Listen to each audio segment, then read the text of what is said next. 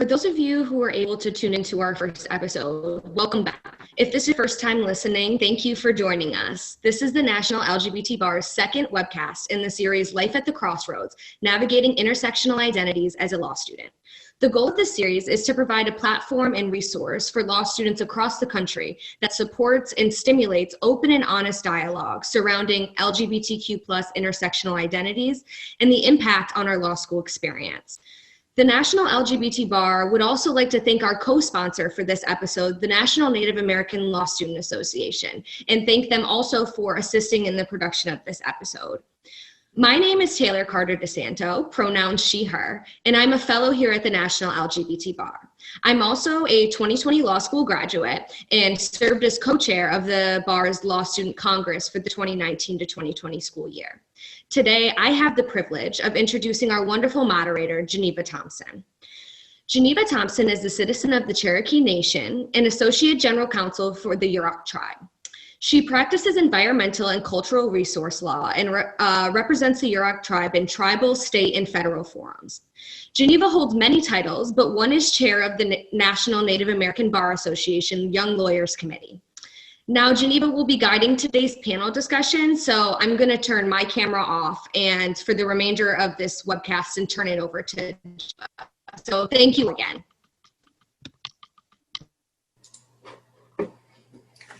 OCO everyone, and thank you so much for the LGBT Bar for having us. I'm really excited to have this panel conversation with everyone.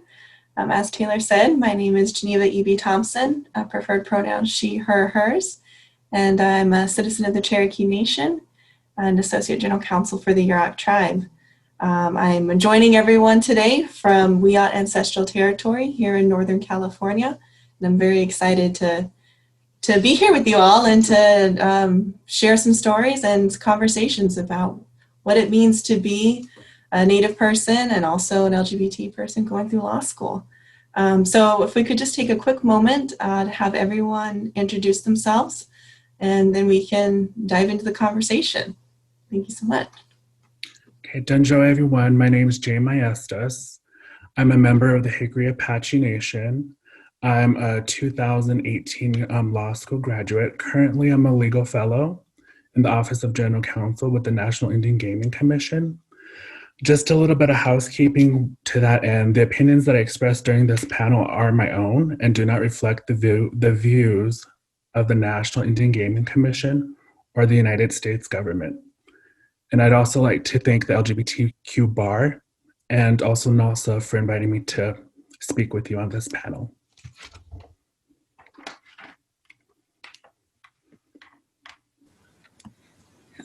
Hey everyone, my name is Carlin, and I am from the Warm Springs Reservation located in Oregon. I go by she, her, hers. Currently I'm a 2L at Lewis and Clark here in Oregon and act as the Native American Law Student Association President and also National Native American Law Student Association Area 7 Representative. Hi, my name is Andy Sweden, and I'm a citizen of the Cherokee Nation of Oklahoma. My preferred pronouns are she, her, hers. I grew up on Osage territory in Oklahoma, and I'm currently a 2L at the University of Arizona College of Law. I work at the Tulsa Indigenous law firm Pipes and Nagel currently, and my views are my own. Halito, my name is Tanner Allred, and I'm a member of the Choctaw Nation of Oklahoma. My pronouns are he, him, his. I'm currently a 3L at Stanford Law School, and I'm currently residing on Ohlone territory in the Bay Area in California.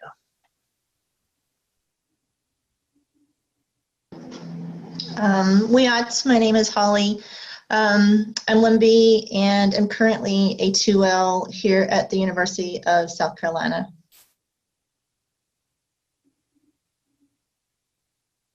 All right, well, thank you everyone. So I think our first part of our conversation today is really just talking about how your all's experiences in getting to law school. You know, when did you imagine yourself being a lawyer? When did you decide you wanted to apply and practice and go into the legal profession? And kind of any of the steps or barriers you might have faced while you're, one, making that decision, and two, pursuing getting entrance into a law school. And so the application, LSAT, all of those good steps.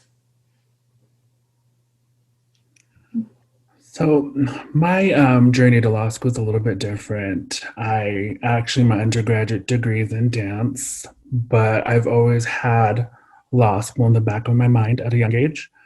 Graduated with my dance degree and then worked for my tribe in the tribal court. And that really sparked my interest in applying to law school. I was a little bit intimidated with the LSAT, and then also knowing that my undergrad degree is in dance. So I applied for a Master's of Legal Studies program. And it was during that program I really decided I wanted to continue and pursue law. My next step after that was to participate as a student in the Pre-Law Summer Institute. And that further, just kind of boosted my drive to continue with law school. And in 2018, graduated with a Juris Doctorate from University of Arizona Law.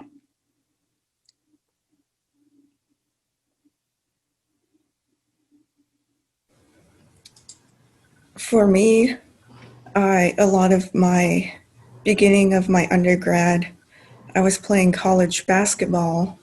Sports was my primary goal. My ultimate goal used to be wanting to play for the WNBA. And then I realized I broke my ankle and realized I actually didn't like basketball. And so I just, it was like a whole long, weird experimenting different areas. Like I fought fire. I worked at just random places. And after graduating with my undergrad, I got to work for the late Senator John McCain, and it was called the UDAL Congressional Program. And that was the first time I ever got to interact with law students. There was a few, there was an Arizona State University 3L and a Michigan State 3L, and we got to get coffee and just talk about what they did. And so that interested me. And I went on to work for the Senator of Oregon. And through that, I got to get more familiarized with the tribal issues Oregon tribes face, and kind of how tribes are actually more connected, and how actually the law has impacted tribes a lot. And with that, that's how I decided to even go to law school. And I had no idea how hard it would be. And I got invited by Kate Rozier to attend this Pipeline to Law. And they did this really great overview, like week-long overview. And, they said all these recommendations to apply for 10 schools. But I remember I could not do that.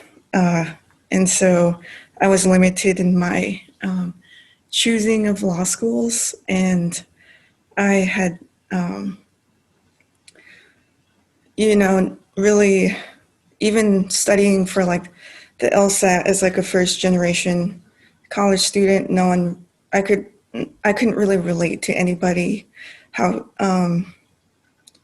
no one could relate to me about how serious it was, how big of a commitment, how serious you need to be the year before applying. And so it's tribal communities can be, and your families can be really chaotic sometimes. And it was just really hard to just, study every day for the LSAT, or just have anyone really understand what even being a lawyer entails. And so the beginning was really hard until I started expanding, my network with other lawyers and stuff like that. So.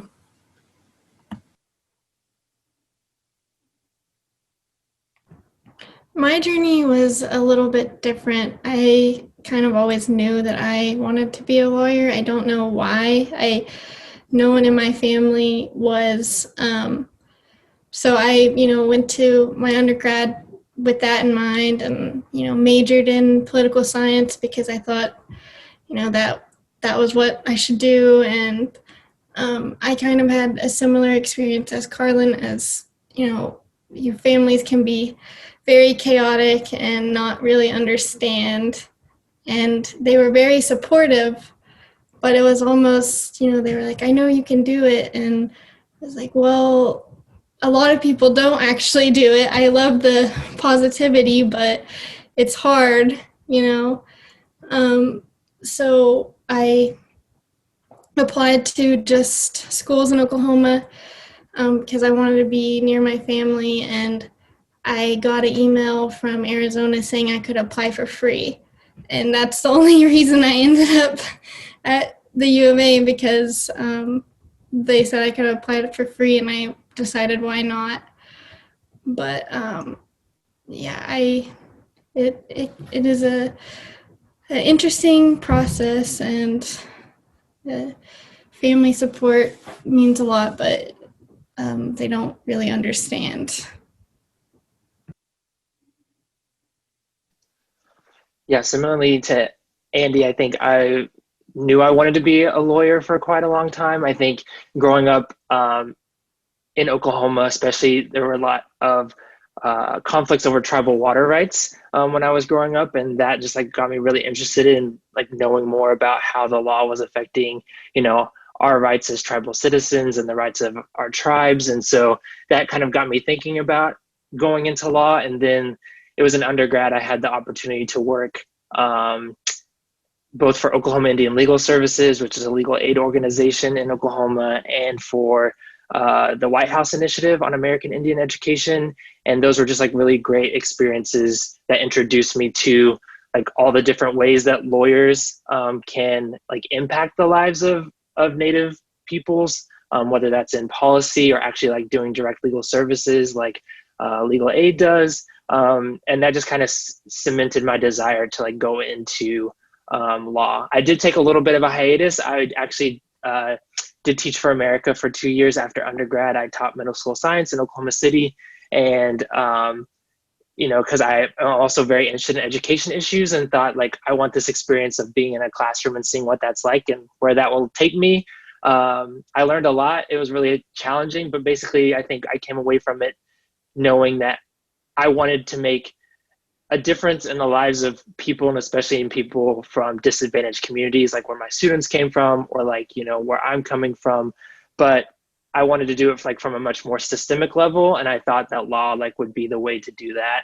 And so just taking the experiences from undergrad and then what I learned from my time teaching, I decided to go ahead with law school. Similarly, I don't have anyone in my family who's a lawyer or knew anyone personally, but thankfully I've made some really good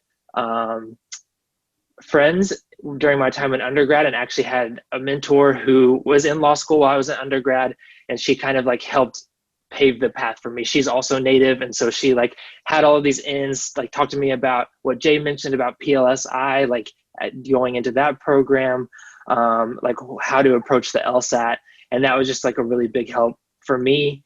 I will also say, and what Andy mentioned about applying, I applied to a lot of law schools because I had no idea where exactly I wanted to go or who was going to take me. And so I was really afraid about application fees because, number one, I don't come from money. Number two, I was a teacher not being paid very much. And so definitely used a lot of application fee waivers. So reached out to a lot of the schools and admissions offices and basically explained the situation and asking for, some assistance. And so I was only, I think, able to apply to so many schools that I did because of that. And so definitely, if there's like nothing on, their application or their website saying something about application fee waiver, just anyone who's looking to apply to law school, like just reach out to the admissions office about it, because usually there's some way that you can get around it. And I know that can be quite a barrier if you're applying to a lot of schools, because that can rack up a lot. But yeah, those are some of the things that, I had to navigate, and it all worked out pretty well, but it did take a lot of work, I think, on my end to find, the people who could help me along that path to applying to law school, because of how many different aspects there are to the process. So I've always known, I think I wanted to be a lawyer. The women in my family are very strong women, and, they're fighters. And, I think too, like personally, I grew up in a home with a lot of domestic violence, and, I have relatives that are in prison. There's just a lot of trauma and violence, when I was younger. And so I got exposed to the court system a little bit sooner, I think, than I would have liked. But I saw like a lot of barriers in access to justice and access to legal representation. And, that really just kind of set something in me, like, I want to be a part of this, but change and access. So, I'm first gen, like I apart from my cousin and I are the first to graduate from just college, period.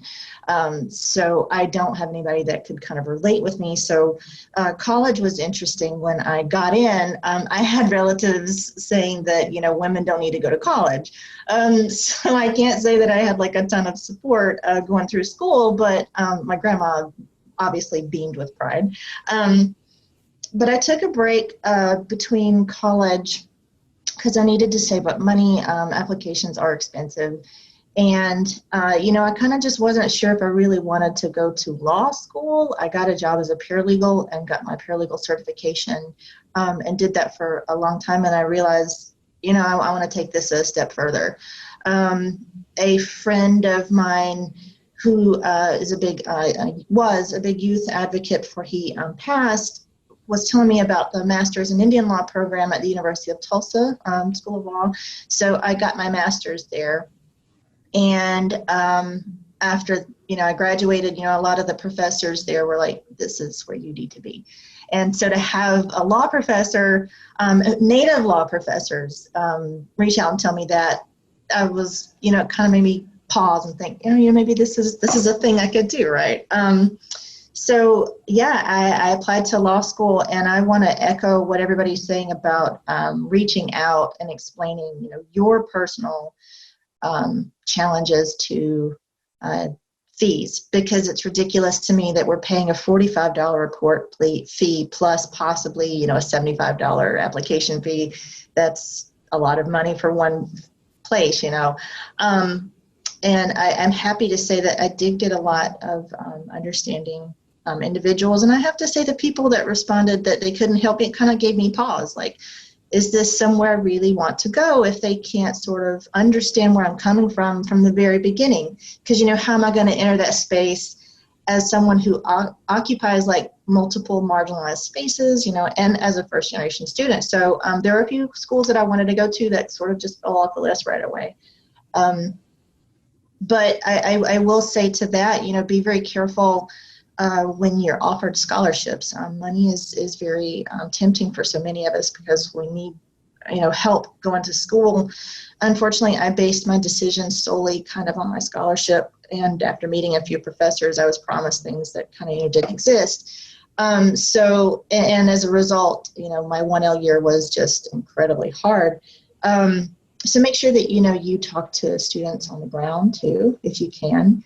And sort of just see if they make themselves available. And if they make themselves available, that's a good sign. Like, you want to see somebody who's willing to speak with a prospective student. So yeah, that's kind of my law school journey. It's important, if you can, to visit the law schools. I think by visiting the law school, you can kind of gauge how the community environment is. That may not always be the case, but law school is very stressful. And you want to be in an environment that's comfortable, so you can do that. And sometimes, if you're fortunate enough, the law school will offer assistance. I don't know if that's happening now during, the current situation, but just another couple suggestions.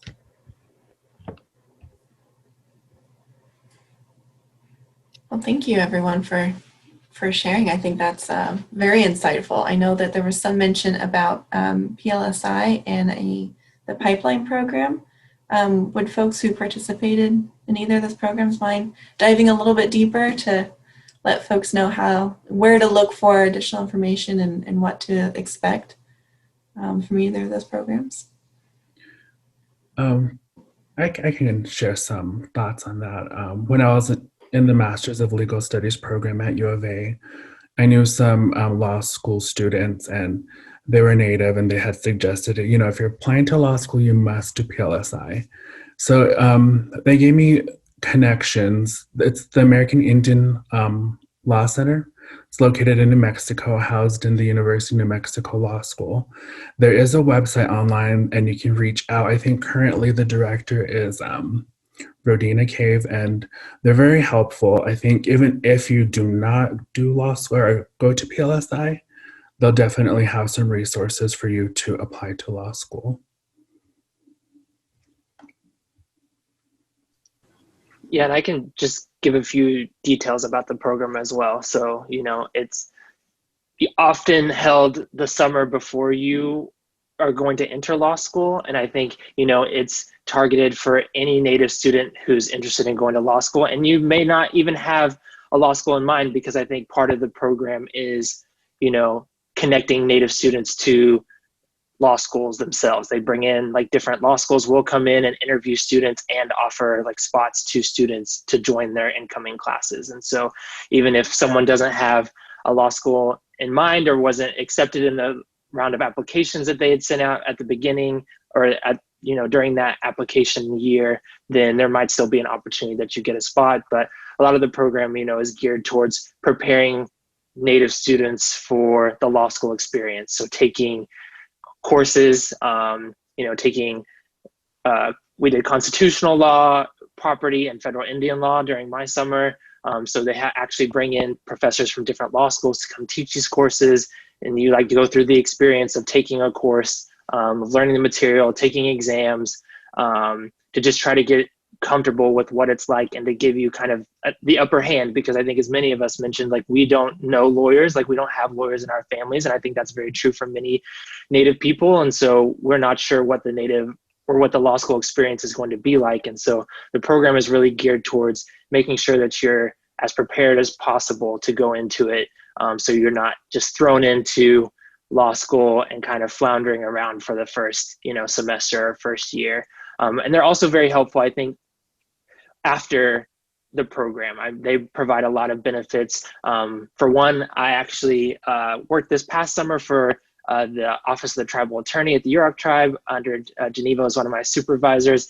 And PLSI actually secured funding for tribal summer clerkships. So even though the Yurok Tribe was not able to pay me, I was able to get funding for the summer through PLSI. And they also provide help with clerkships. They're involved in clerkship programs to to expose Native students to what a judicial clerkship is, so working for a judge, and trying to get you connected with Native past clerks, so that way you can know what the process is like and how to go about it. And then they also provide some bar assistance too. So once you go through law school, then they help pay for some bar prep programs, so you don't have to shoulder all those costs yourself, because LSAT prep and application fees and bar prep that all costs a lot of money. And thankfully PLSI has found some ways to provide funding for that. I also want to say I didn't participate, but I know people who have, and somebody can correct me if I'm wrong, but I think it may say that it's open to federally recognized tribes, but they have let state recognized tribal members participate as well, because I know that there have been other Lumbees who have participated. So if you know anybody that is in a state recognized tribe, tell them, don't be shy, ask. I still think that's the policy. When I went to PLSI, one of my classmates was Lumbee. So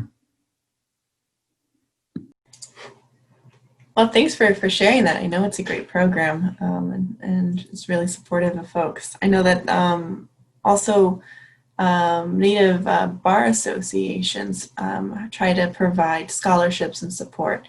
So the California Indian Law Association has a pipeline program where they might provide some LSAT prep courses and scholarships. I think the National Native American Bar Association also provides some resources, and I'm sure there's many other local bar associations that provide those resources as well. So anyone who's watching today, I encourage you to do your research, and there's funding and support out there for anyone who's thinking about going to law school. I know that also during our conversation, there some hints in talking about the importance of community and a comfortable space when you are at law school. I can just share briefly. I know my participation in the National Native Law Student Association was the reason why I was able to get through. And so I'd love to hear your all's thoughts on the communities that you have found in law school that have been helpful, and maybe some insight on what people should be looking for when they're trying to select their law school.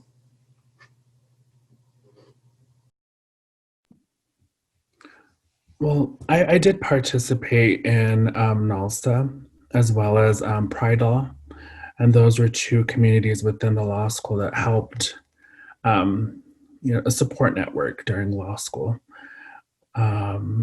I think it's just important just to, aside from those groups, you will run into people who you become close friends with. They're kind of your other support group outside of those. So it's just kind of a personal choice. I don't know how to explain it. Maybe some of the other panelists that are currently in law school can shed some more light on that.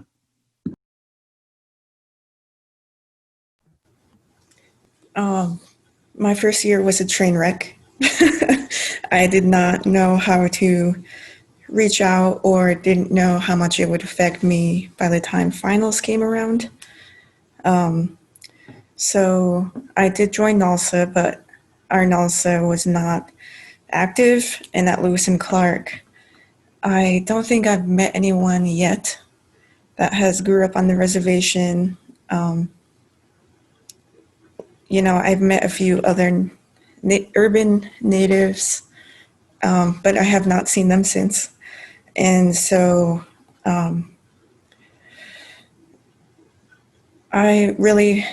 there's such a strong Indian legal program here. There is definitely Native American professors, and there is a legal director that were super supportive. And so I think this year it's definitely easier because now I am more connected through National Nalsa as the Area 7 rep, and just being able to help move more events and making people feel less isolated. And I think that is kind of helps me be able to kind of be one of the only Native Americans. And with that, I think I would have put a more emphasis on asking the school kind of before applying, like took into consideration if there's a larger or smaller amount of Native Americans at the school. And I think we're all aware of which schools those are. And so I think I would definitely take that more into consideration.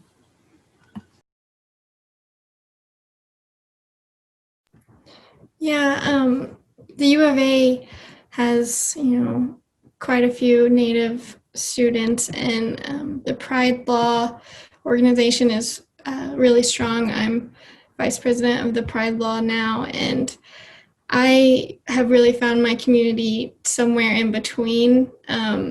There's a lot of overlap between Pride Law and Nalsa, which is really great. And we have been really trying to connect those two groups and make sure that Pride Law is, informed about, Two-Spirit people, and, really try to make sure everyone knows about, Native American culture in that way. And we're just really trying to kind of branch that gap that has been there.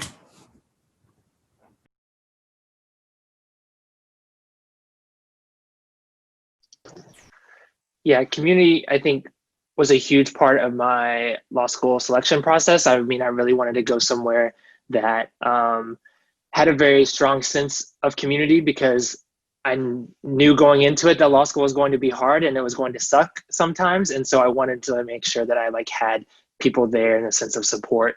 And so I think something that really drew me into Stanford was actually that there was a Nalsa that had long been dormant, but for the past few years before I came, they had put a lot of effort into revitalizing it and into increasing the amount of Native students that they had at Stanford. And so that was a huge draw, because I was really involved in the Native community in undergrad, and that was my place to go to and my sense of community and support at that time. And so I really wanted that to continue in law school, and especially because I'm interested in going, my career interests are centered in federal, Indian, and tribal law. And so I wanted to be around other students who understood that and who were also interested in those issues. And so that was a huge draw for me. I mean, we're definitely a small group, I think, compared to, Nalsa chapters at other schools, but we're a very strong and dedicated group. And so I've appreciated that. I've also been pretty active in Outlaw, which is the LGBTQ student association at Stanford. I think things have improved, because I think beforehand, Outlaw was often a more social group and a group that was targeted more for students who are not people of color or BIPOC students. And so there has been a lot of work, I think, over the past few years to make it a much more inclusive space and to give a lot more time to programming and issues that really affect LGBTQ and Two-Spirit BIPOC people. And I think that has improved a lot, and they've really shown themselves to be a strong ally within the affinity community of groups like Nalsa or the Black Law Students Association or the Latinx Law Students Association. They've been really there to support any issues that come to mind, and to coordinate with us on certain events that we hold and activities that we hold at the law school. And so that's it's been great for me, because I wanted to really have some queer community while I was at law school, and I was really afraid of what I was going to find there, but they've made a lot of great strides. And so I find myself being fairly comfortable both in Outlaw and then definitely in Nalsa. So it's nice to know that I have that community and can be involved in both at the same time. So my experience, I think, is very different from some of the stories that are shared. And I don't want to, be the downer, but I do want to provide a realistic snapshot of what it can look like. With that said, I chose a law school that had a very high Native population for my first law school. And they have an extremely large Nalsa chapter, very active, very well known in the community.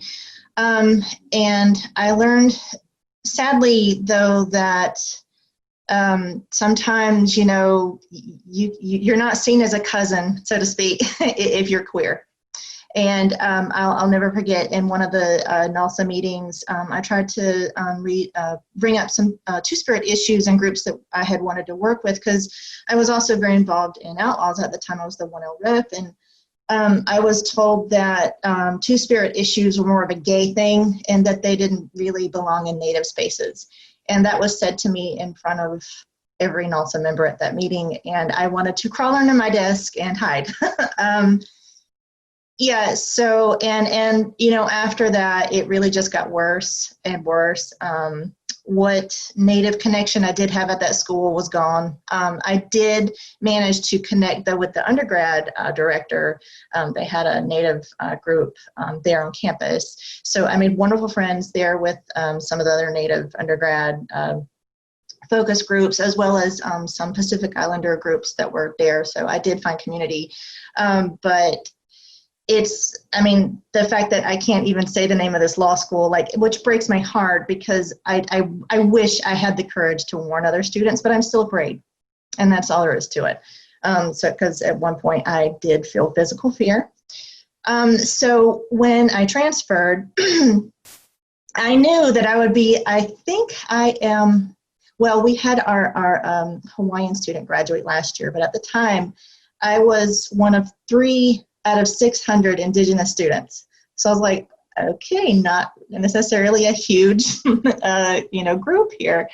But I encourage people to be really, really open to branching out beyond your community. I'm a member in solidarity of the Black Law Students Association, and I have to say, I feel more uplifted as a Native student in that group than I ever felt with my Nalsa chapter previously.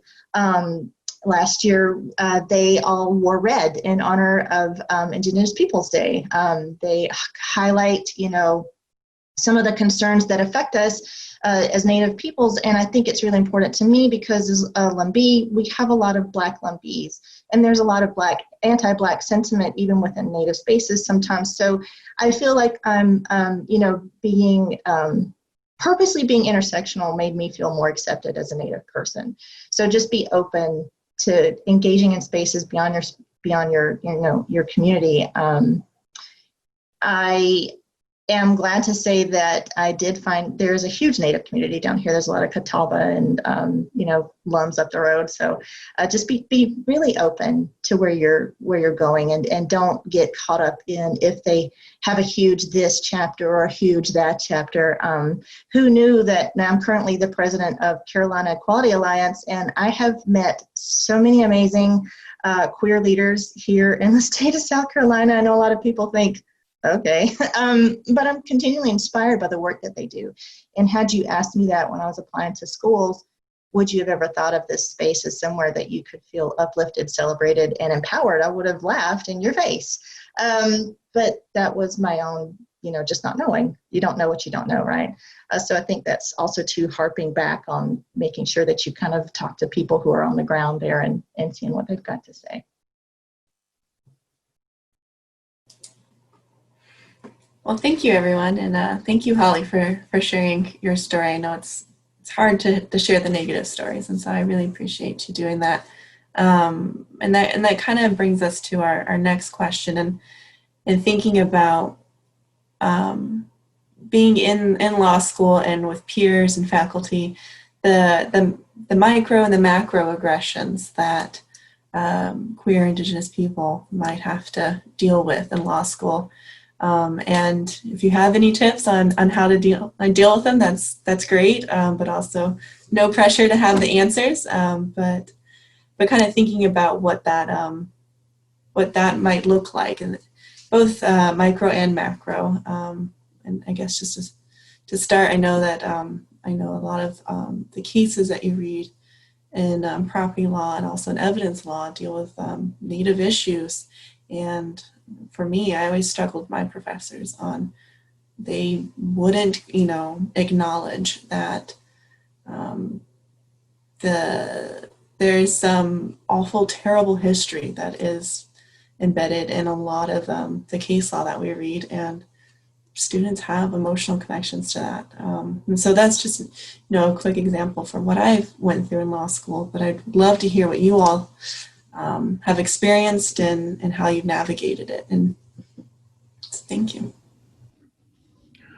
Well, law school is definitely a difficult, it's a challenging environment. 5 years prior to attending law school, I started hormone replacement therapy. So attending law school, knowing that I was going to be in a more conservative environment, was stressful for me. I was thankful, though, that the law school, both my peers and the staff, were very accepting. But that's not the case with everyone at law school.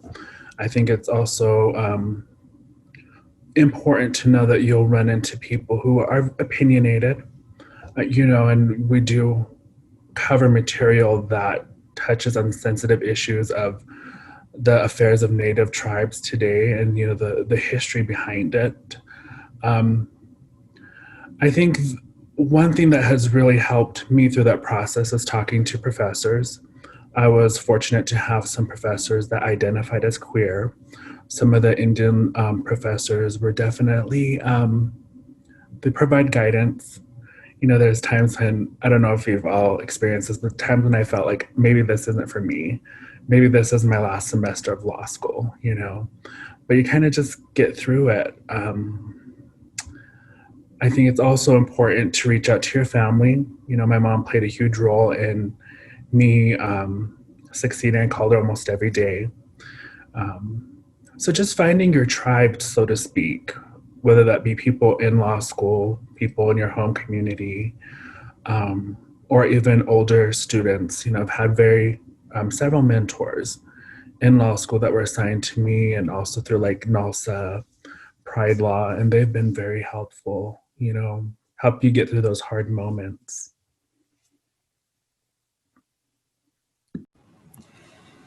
For me, I've had really no specific instances, but I guess being diverse in general has been difficult. As far as I don't believe I've had a professor that identifies as LGBTQA. And I guess it's just been kind of difficult to not be able to just see a Native American that's LGBTQA at all through my entire law school experience. And that's just been difficult, so.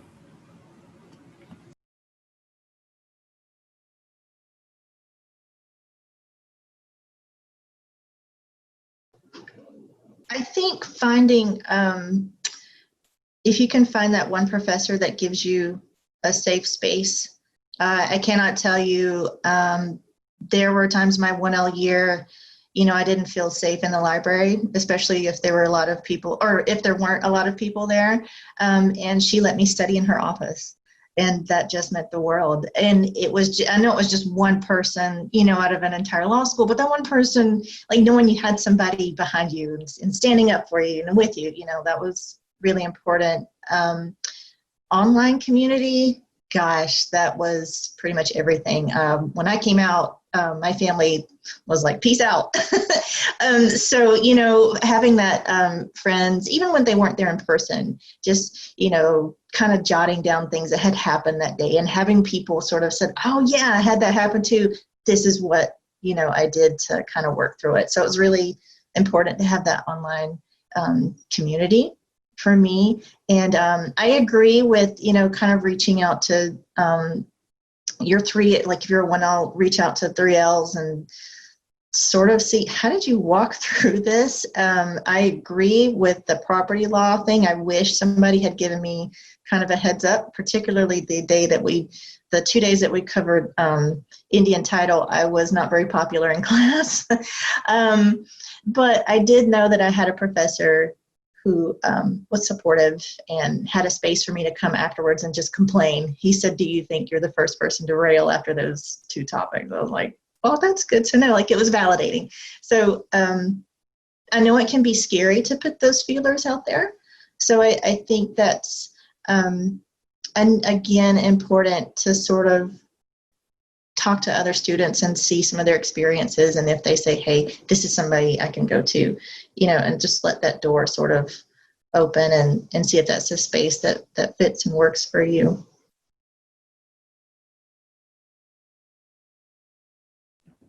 Yeah, like Holly and Jay said, getting to know 3Ls or 2Ls is can be a huge help because at the U of A, there is a professor that all the 2Ls and 3Ls said, do not take this professor for Indian law.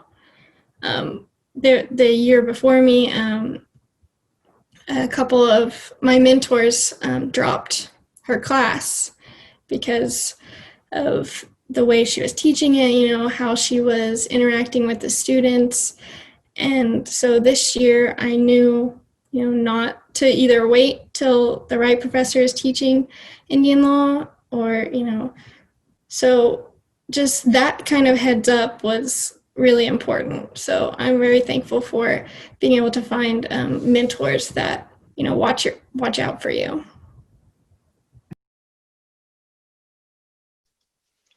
Yeah, I agree with a lot of what's been said. I think, you know, especially what Holly was saying about finding a faculty member, I think that's been a great thing for, especially Native students, but then also I think BIPOC students generally at Stanford. There are a few professors who have been very supportive of us, and we have had like several, I think, incidents in the past few years that have shown that the faculty is not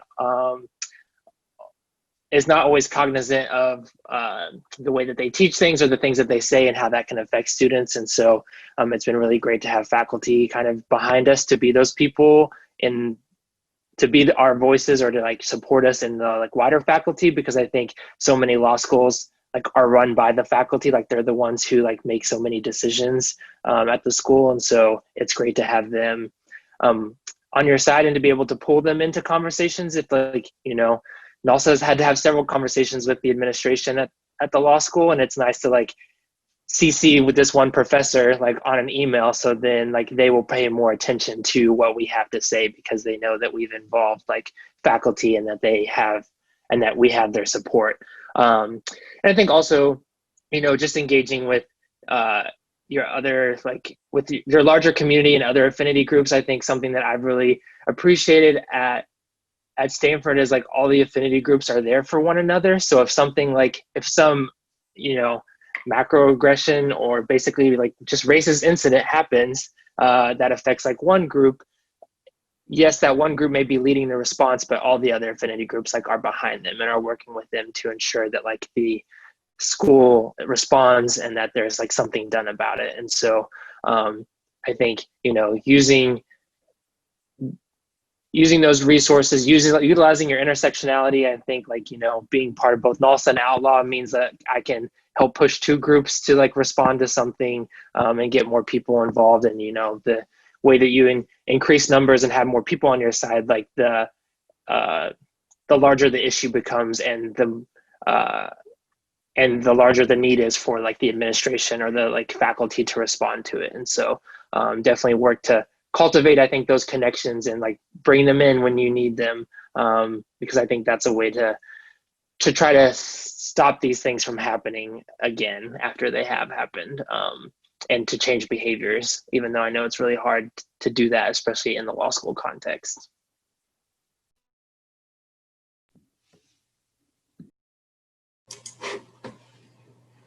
Well, thank you for sharing. I think it sounds like the summary, if we need to find one point, it's have your community, have your mentors, and build that support as a great tool in addressing any, you know, or addressing micro and macro aggressions that you might face in law school.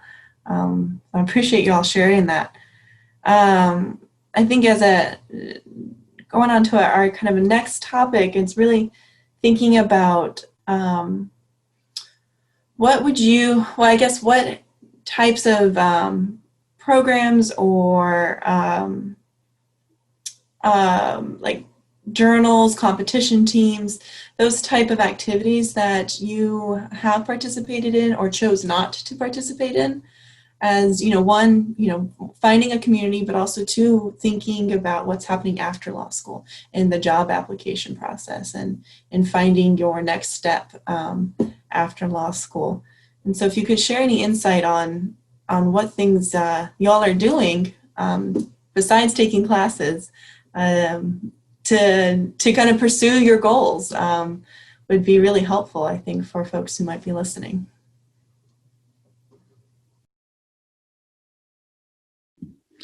Well, thinking back to my law school experience, I didn't really participate in any journals, just stuck to the books, participated in Nalsa and Pride Law. But I think one thing that could be important is reaching out to professionals. One of my mentors said, think about a person who you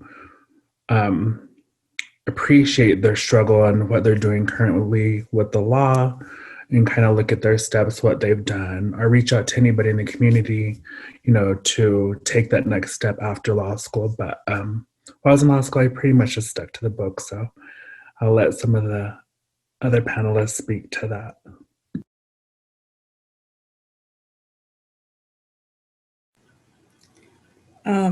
Similarly, the same to Joab, kind of just sticking to studying and Nalsa.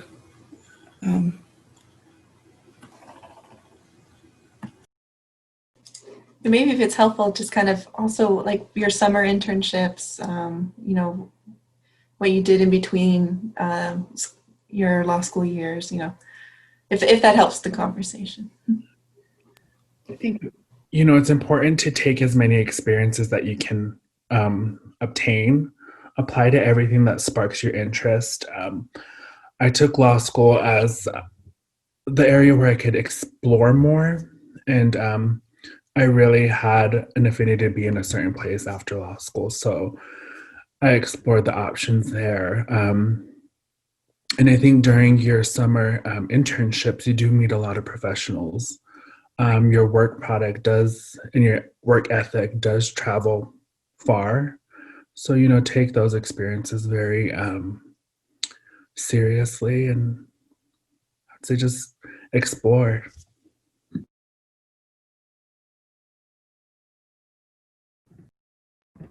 I am, in law school, I am on the Arizona Journal of Environmental Law and Policy. And I, heard that journals were something, you should probably apply for, but I didn't really know what it would entail. And one of my mentors, who is Native, is the editor. And she was like, we're trying to indigenize this space. We want everyone, any Native person that wants to apply, give it a shot. And several of us made it, and we're all writing topics, regarding the environment and Indian country. And that was just a good experience, and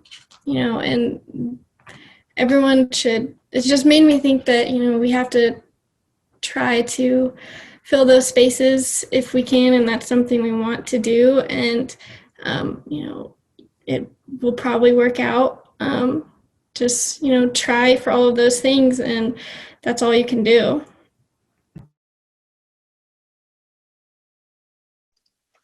Yeah, going off of what Andy said, I think something that I've calculated a lot is, whether I want to indigenize those spaces and have to like balance that with like the burdens, I think, of being one of the only Indigenous people in a space, because I think, there is quite a bit of burden to be like the lone voice and having to always be the one to be like, hey, let's think about this, or like push something in a certain direction. And so,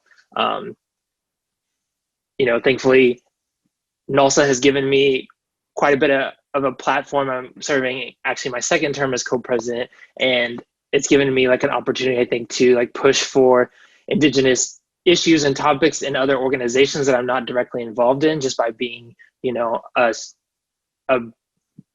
fairly large presence at the law school, by like just holding our own events and doing things that like make people, I think, stop and think, oh, like this is an interesting issue to us, even though we're not an Indigenous group or we don't have an Indigenous person in our group, but then we want to work with like you all, Nalsa, to like bring this like person to campus, or have a lunch talk, or like consider this,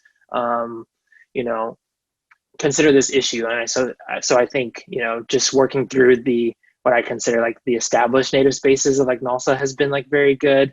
And, you know, I think it's also been helpful because I think, as I mentioned earlier, there have been some incidents and a lot of pushes at the law school to give more space to BIPOC students in the way that the law interacts with that identity. And so there have been, like, I think, some great opportunities to be involved as an Indigenous person. Like, for one thing, I helped start like this program that we call Critical Conversations. It's geared towards 1L students, and basically we have sessions for each one of the like 1L doctrinal classes, and we bring in the 1Ls and we give them like the critical race theory perspective on this like area of doctrine to try to like provide a perspective that they're probably not going to get in the class from their professors, and to have it taught by people like who are interested in these issues. And oftentimes, the overwhelming majority of us who help like lead and moderate these discussions are BIPOC students. And so that's like really cool to like, especially in a school that doesn't have very many BIPOC faculty, like to have someone in that kind of like, you know, teaching or guiding position that's different than what you would get like in your regular 1L doctrinal classes. I think the other thing, in turning to like summer opportunities and like professional opportunities, I think it depends a lot on your school and like the connections that your school has. But I think one thing that I found kind of difficult is like finding the things that I want to do, because there's not very many of us students who are interested in going into Indian law. Like, I've had to do a lot of work on my own to like make connections and to find those things that I want to do and that will give me the experiences that I want, especially in Indian law. And I also have to say, like, something that goes into my calculations when thinking about these opportunities is like, what is this place going to think of me as a queer Native person? Like, they're going to be okay that I'm Native because like I'm only going for Indian law opportunities, but as a queer person, are they going to be like very accepting or supportive of that? And so that has also been in my calculations, because I know that unfortunately not all Native people, especially like, I've thought a lot about, you know, about the opportunities that I would have in going back to Oklahoma and working for my tribe or similar tribes, that they may not be as welcoming of spaces as other places. And so I've had to make that calculation as well as I'm looking for these opportunities. But I think, you know, fortunately there are a lot of places out there that are supportive of queer Native people. It just might take a little bit more work on our end, or to like reaching out to queer Native people that you do know, to try to find those spaces that you'll be the most comfortable in and that you'll get the best experience at. I just want to start off by saying, don't listen to, if someone says you can't do that, or, well, your grades really aren't good enough for X, please don't listen. My 1L year, I had an advisor tell me maybe law school's not for me. And when I transferred, my GPA went up an entire point, and I am not about numbers and I'm not about grades, but I will say I'm currently in the top 30%, which I know is not like that crazy good or anything like that, but it just goes to show you, just because someone thinks one thing, I know, and it's easy to listen to them, because I don't know about, you know, anybody listening to this, but I have imposter syndrome, like serious imposter syndrome. So that is something that I kind of learned to not listen. And, you know, that goes to, so I applied for journal and I had to be coaxed into it. Someone read my writing and they were like, hey, you know, have you thought about trying out for journal? And I said, no, I'm not smart enough. I don't have good enough grades, all these things. And with 26 minutes left in the submission period, I submitted I submitted the exercise. And that's how bad imposter syndrome can be, that you do the entire exercise and you think, maybe I don't want to submit this. And I submitted it and I got picked. I'm on the Journal of International Law and Business here at South Carolina, which is exciting because I'm interested in doing work around UNDRIP. So that felt like a cool thing to do. So don't listen to no, right? The other thing, so my 1L summer, I made all my connections my 1L year. There was one Native law professor at my school, and she really, really took me under her wing. So she was always very encouraging. And she just frankly told me, she said, build your house. So I applied and was selected to be a clerk in one of 5 ICWA courts in the country. When someone heard that in my Nalsa group, they said, your grades aren't that good. And I said, I know, right? And yet still I got picked. So reach beyond what you're told. I know a lot of these things are going to tell you, oh, we only want the top 5%. Don't listen. Let your writing speak for you. Let your resume speak for you. Let you speak for you. Don't let these limitations of numbers speak for you. You're so much more than a number. This past summer, I clerked with the Los Angeles County Council's office. I do work in their commercially sexually exploited children's division, which I enjoyed because it had a few cases that overlapped with ICWA, so it was very interesting to see like some overlap there. And I was invited to come back this fall. Now, if you had asked me at the end of my 1L semester, hey, you think you'll ever clerk somewhere like that, I would have laughed in your face. So it just goes to show the importance of having, you know, that one good professor or a friend that can just really tell you to think beyond, you know, this little box that they try to put us in, right? And, you know, Tanner, I think it's really interesting that you spoke about working in spaces that are very open to being Native, but possibly not open to being queer and or Two-Spirit. I applied for a clerkship at NARF for this summer, and I have to tell you, when I pressed send, I immediately felt like this wave of anxiety over me because I have my pronouns in my signature. I have these leaderships that I'm a Pride Scholar, like I'm all these things. And when I pressed send, I thought, oh my gosh, I've just announced, you know, all of me. And while, you know, that anxiety turned out to be misplaced and I was offered a clerkship, which is just, I want to pinch myself every time I think about that. It's okay to feel those feelings of anxiety because they're real. And it's a topic that's not really discussed comfortably in a lot of Native spaces. And, you know, I really hope that that will change over the years. Some of us are very welcomed by our communities, and some of us are absolutely not. And so, you know, anybody feeling anxiety around that, like, it's lean into that and be okay with that, because it's a thing that we are going through. And I think sometimes, a lot of times, people try to just sort of push it away, right? I don't know if anybody else has ever experienced that, but let's just not talk about that part of ourselves. So I think just really trying to think beyond the confines of what people put you in as a law student, and really leaning into what you think you're capable of, and not what somebody or these numbers of qualifications are telling you that you're capable of. You're in law school, like, you're capable. I don't know who needs to hear, I need to hear that, but, you know, anybody else that needs to hear that, like, you're here, you're a rock star, like, do it, you know?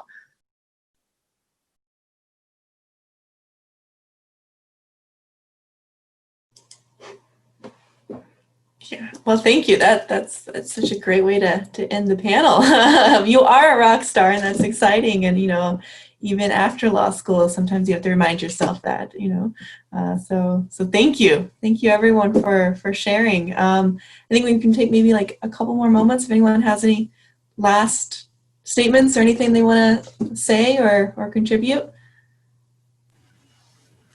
I do. I was just thinking about how it is being a Native student, but how being part of this community is kind of creates additional stresses. I was just thinking, I'm a visual person, and so I was, of course, thinking about different diagrams. And so there's basically 4 circles that I thought of. And the first circle is law school's hard for everyone, regardless of your background, regardless of your connections and experience. I think everyone gets pushed. And the second one is just Native Americans are very used to living in 2 different worlds. And one of the worlds that we face is, before I say this, I always like to say, just like everyone else, so tired of all the statistics that goes with being Native American. And with really bad statistics, you really have to face a lot of hardships of maybe not just yourself, but watching your loved ones and not being able to be true to yourself in law school, such as like I am, usually prioritize community and family, and you really have to learn how to be selfish and learn how to be like more assertive, I guess. There's like a lot of differences. And third circle would have to be, even though we live in those two worlds, we're already already being disadvantaged to our classmates, which the BIPOC community, in the larger context could probably relate to. And the last circle would be kind of where this community comes in. It's, for me, I never really had time, let alone the ability to process what it is being part of this community. And it's just been, I think the struggle is unique for Native Americans as a lot of issues because we just have so much going on. And I think the ability for people that are listening and trying to understand Natives is truly how we connect coming from different backgrounds. And thank everyone for listening to me. One last thing I'd like to add to that is just, as Indigenous people, one of my mentors, an older law student at the time, was going through a rough patch in law school. And she said, you're standing on the shoulders of your ancestors. That means that you have all that support behind you. I think once you do go to law school, and keep that in the back of your mind, as also a member of the LGBTQA community, I think for me, I struggled with being trans in the legal profession. But, surprisingly, is when I've been my authentic self is when I've been blessed the most. So don't be afraid. You will find your tribe, your group, people who are supportive and who see you for who you are, aside from all of those categories. So, and apply to law school. I just want to say too, find your heroes. I think something, one of the things that I'm pushing for currently at my law school is changing the art. Every single painting there is of the same person, and it's what you see in the legal profession, and it's not reflective of the student body. So in this work, though, I've really come to appreciate, attorneys who came before us. And in those moments in class, maybe in con law, maybe in property law, and you're just ready to do your nails down the chalkboard, like I don't want to be here right now, is maybe silly as it sounds. I take a moment and sort of step back and sit in their seat and walk in their, try to imagine walking in their shoes. And I have to say, I love letting my professors know the first Native woman to successfully argue in front of the Supreme Court was our Linda Locklear, and she was Lumbee. And I actually have a little picture of her taped in my locker at the law school, along with other people that I look up to in the Indian law community, the Native law community. And some days it just helps. You'll open it and I see it and I'm like, I'm not alone. I might only be 2 out of 600, but I'm not alone. So kind of just find your heroes and keep them close, whether that's in your locker at law school, maybe taped up in your car, wherever you need to see that tiny little affirmation every day. keep it close. I don't know about you, but it helped me a lot. Well, thank you, everyone. I do appreciate you taking the time and to have this conversation, and thanks for everyone who's watching. I'll speak for myself, where if you are looking for a mentor or want to talk to someone who went through this process, please reach out. There are people out there who want to support you as you navigate the law school application and law school and then graduation and even in the legal profession. So please reach out.